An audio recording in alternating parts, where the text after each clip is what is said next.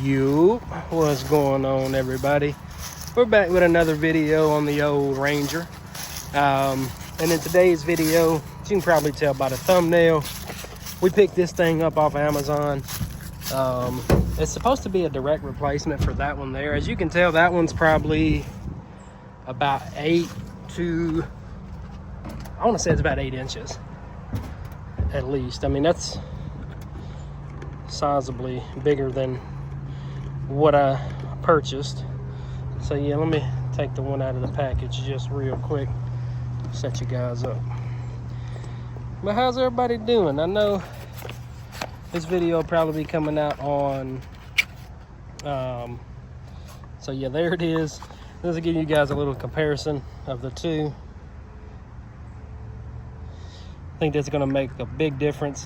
I didn't like the way it looked. It just looked too I don't know, it just didn't look right with that thing up there. Much better. That looks so much better. I don't know why they put the antenna. I feel like that cone thing is typically for, you know, the surround, or not the surround, but the Sirius XM. But that looks so much better than this big old. I'm gonna keep it just in case, but yeah, I mean, I think it's gonna definitely look better than this one for sure. Set that down there in the little storage pocket, as I should say. I can't talk today. But yeah, another thing, took the trip to the mountains again. Let me show you guys. So now we're sitting roughly at about, come on phone, 1377 is what it says. I don't know why my phone won't focus. There we go, 1377. And I was getting about almost 22 miles a gallon, and that is with the leveling kit on. And it did great. I mean, it did great. We are back on the original setup. I just put the 22 by 12s on there for temporary, just to show you guys how it would look. Got to get a new front license plate. I've repped the dealership that I got it from quite a bit, so now it's time to take that bad boy off. Just trying to hold off until I do want to order the color matched Ford emblem, so I might leave the tag on there being that they match until I do get those in. Yeah, let's take a quick peek of the old antenna now, because I think that makes a world of difference, and it isn't going to affect the way the radio works at all. I know some people ask me, because I usually do this to all my trucks. I put either the bullet antenna or, you know, a stubby antenna, and people always ask, does it mess with the radio? I haven't had one that caused the radio not to work like it's supposed to, but looks so much better now. That freaking antenna ain't sticking 8 inches off the roof. Looks more clean now.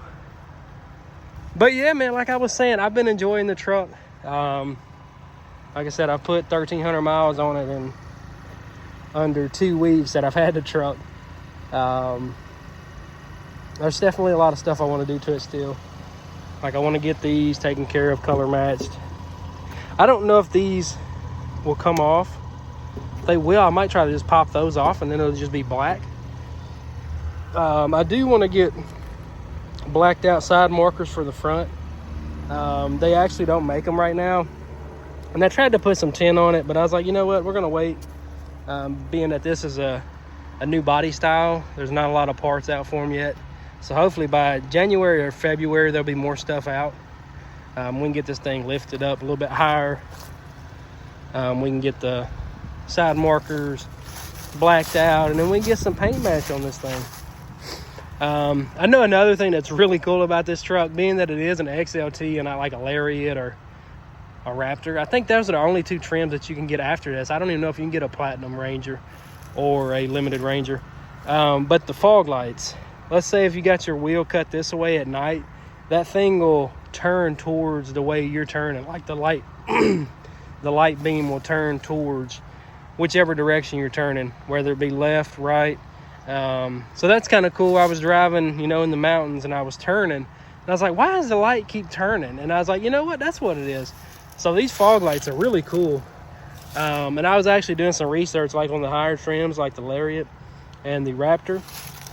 The headlights actually have like a little bulb here. So when you turn, it actually does it with the headlights as well, which is kind of cool. I don't know if any of the other F-150s have that on the headlights. I know the Ram had it on the fog lights. But that's the only truck I think that had it. I don't think the Sierra did, just considering how those those bulbs were. Well, not bulbs, but the light, the way it was designed. But yeah, let me quit rattling.